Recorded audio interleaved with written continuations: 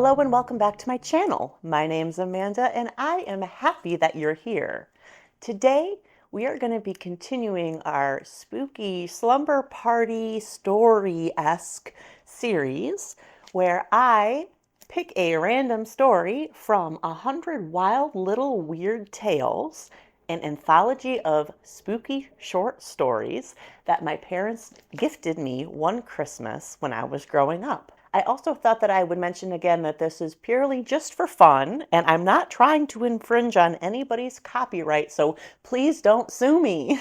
All right, so just to give you a little bit of backstory, Weird Tales, the acknowledged leader of pulp magazine fantasy from 1923 to 1954, provided that many of the genre's wildest and wooliest stories. So just a reminder that these stories are on the older side, so they can sometimes sound a little bit stilted because we don't talk like that anymore.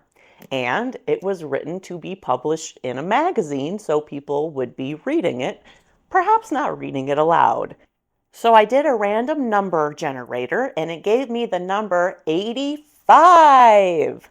So, story 85, we will be reading today The Teakwood Box by Johns Harrington. So I invite you to grab a beverage, kick back, and let's dive in. I wonder if this story is going to be like a Zach Bagans type of haunted chest story. All right, comment down below right now if you think that it's going to be like that Dybbuk box that Zach Bagans has in his haunted museum, which I've seen in person. Let me know if you would like a video on my experience going through the Zach Bagans Museum because it was quite an interesting experience. Actually diving into the story now. The Teakwood Box by Johns Harrington.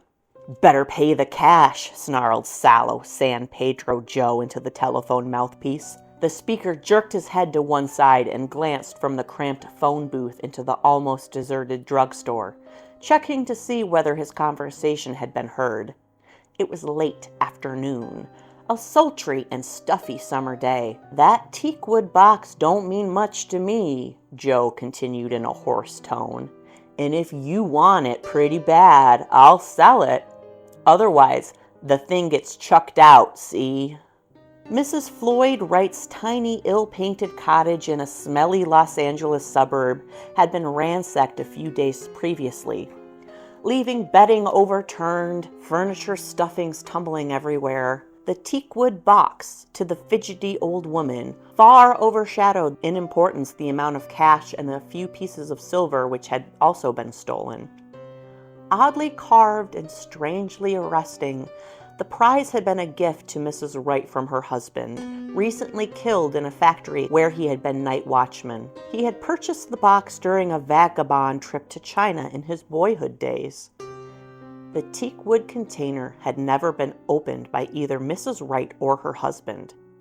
"Betty," he used to say while dozing in the parlor and studying the box, "that thing is jinxed. Just like I was told.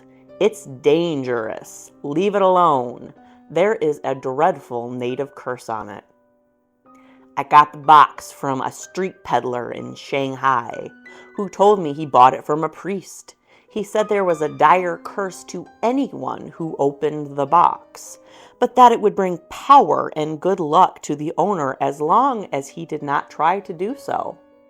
I have always said that the box was most likely stolen from the Templar by the peddler or by some other member of the street scum parade," Wright would conclude.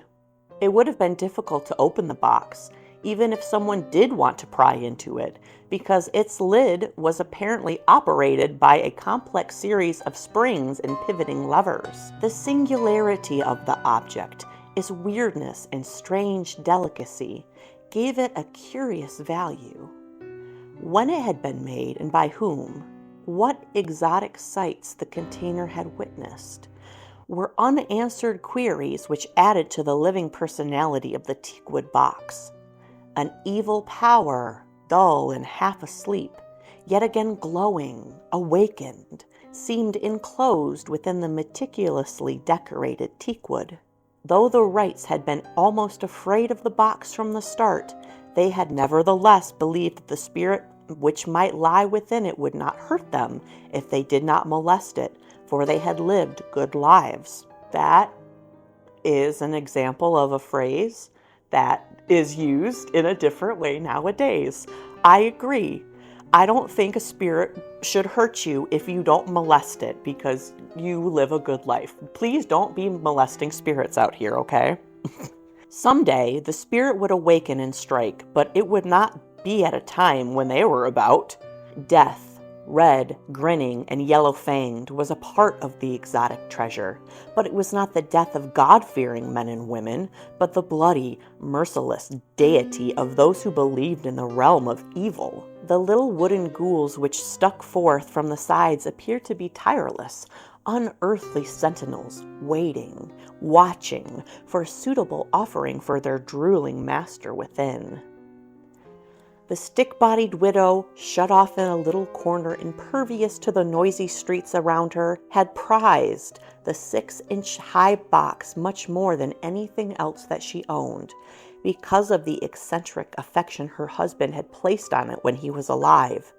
Though he had always feared the box, he would sit and watch it for hours, without uttering more than a phrase.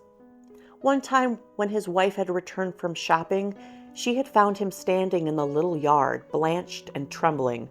"Never, never can we sell or dispose of that box," he cried. "The devil inside told me so. If we did, he would do something horrible."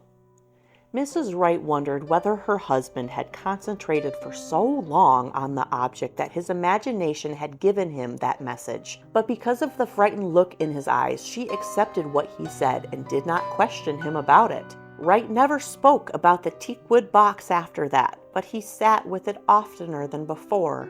His face, rather than appearing curious, had a grim, hypnotized look as he gazed in silence upon the treasure.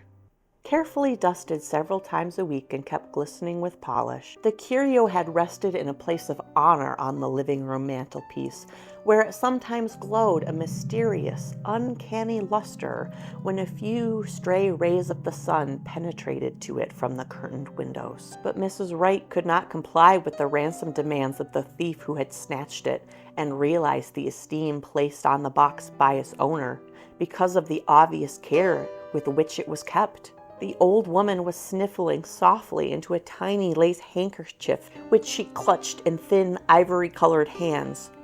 $150 or nothing, sneered San Pedro Joe. These old people got on his nerves. They were so damned irritating and slow. "But I can't get that much money," her fingers tightening around the phone receiver. "You're out of luck then, old woman," deridingly returned the thief and hung up.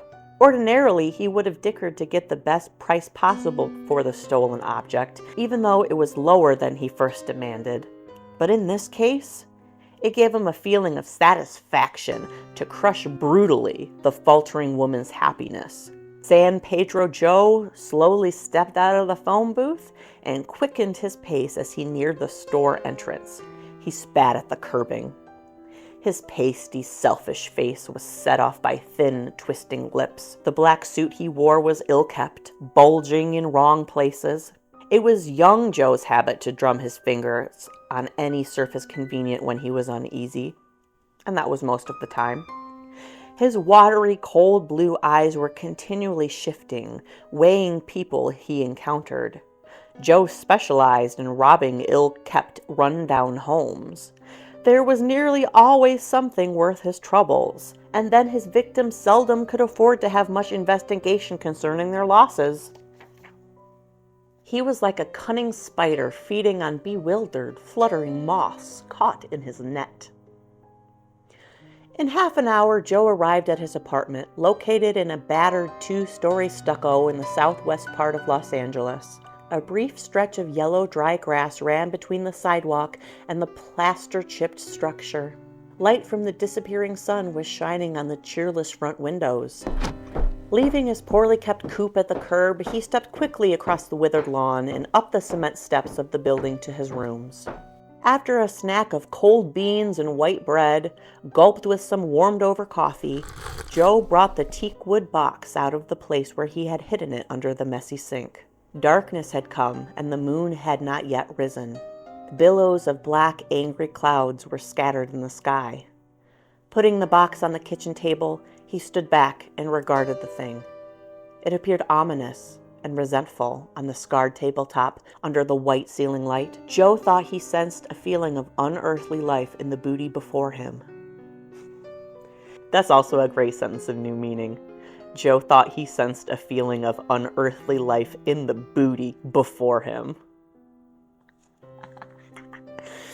Back to the creepy. Someone down the hall was coughing hoarsely, and the thief felt chilled. Suddenly, Joe returned to himself and became intensely curious about that box. He considered what he had found out about it from Mrs. Wright, who, in her desire to get her treasure, had breathlessly poured out the whole story when questioned. Maybe Mrs. Wright's old man had cached some precious stones or money in the container, conjectured Joe, and had fabricated the yarn about the curse in order to keep people from trying to open the box. The thief, flamed by his greed, decided that the teakwood curio deserved an investigation before he discarded it. At first, he picked up a hammer which was kept in one of the dish closet drawers, but after a moment's consideration, he determined to try and open the box by its mechanism. Perhaps he could sell it to an antiques dealer after examining what might be inside. Yet, had that been the real reason for his decision to use care?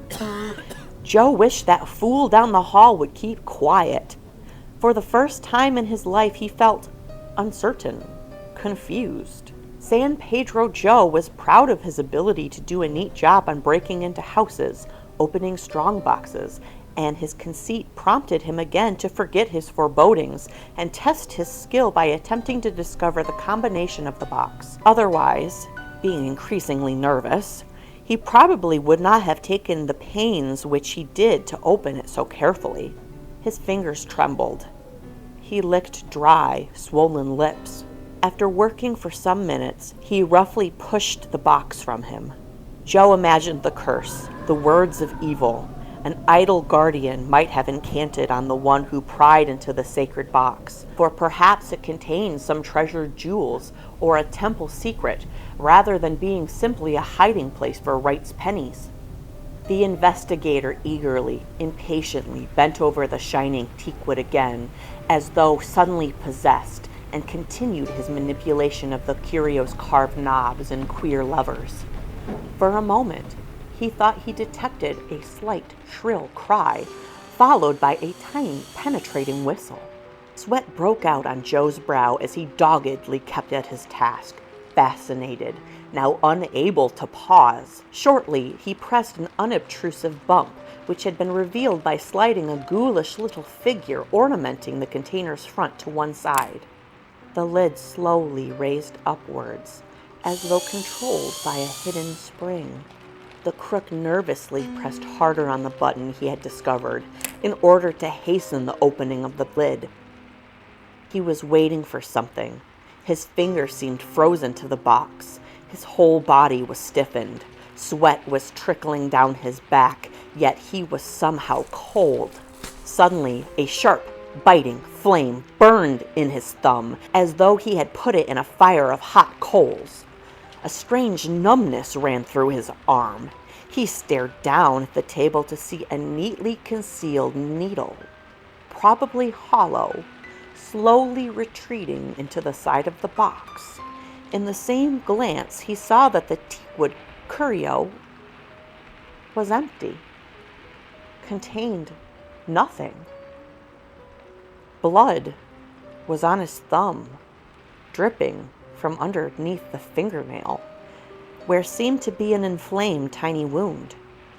He heard a peculiar, spine-stiffening cackle on the same penetrating high key as the whistle. First it came spasmodically, but broke down into a low gurgle, a sucking sound. The thief's heart seemed to bloat and swell, yet tried to beat faster. Joe clutched at his hot brow with a clammy, weak hand. Young San Pedro Joe, A short time ago, successful light-finger man fell dead on the kitchen floor. The white light shone on his ill-proportioned, slight body.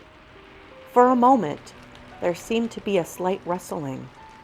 A dirty, filth-encrusted window banged open, but all was quiet outside in the hot, choking night air. And that's the end of the Teakwood Box.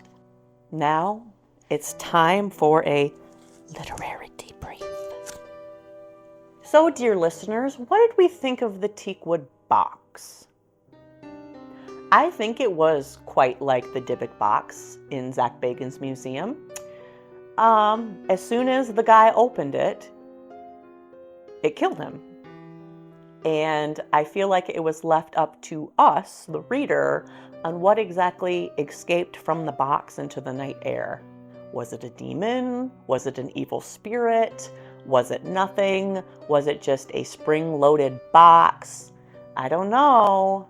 The widow's husband seemed to be obsessed with the box. I get a creepy feeling from the Teakwood box. I mean, teakwood is beautiful, but if it came like spring-loaded, like I'm thinking like if you've seen the movie Escape Room, like the invitations are like a kind of like this spring-loaded box where you have to figure out the puzzle to get in it to get the invitation to the escape room. That was kind of what I was picturing as he was trying to like get it open. And then of course it like got him kind of like a snake or a cobra. It pierced him so quickly and poisoned him that like he didn't even see it coming. His greed got the best of him. So, moral of the story, even if you're a thief, you should respect old ladies and not steal from them because you might get a cursed object and it might kill you. Da-dum-bum, ba-dum-bum, bum. That's, I think that's the moral of the story, right? So if you liked this video, please give it a like and subscribe for more videos like this in the future. More wild little weird tales from this book that my parents gifted me. It's wild reading these stories aloud because I read it so long ago that I can't remember what's gonna happen in it. So I'm just as surprised as you when the twist comes. I hope you are having a great autumn season and I will see you in the next video. Prost!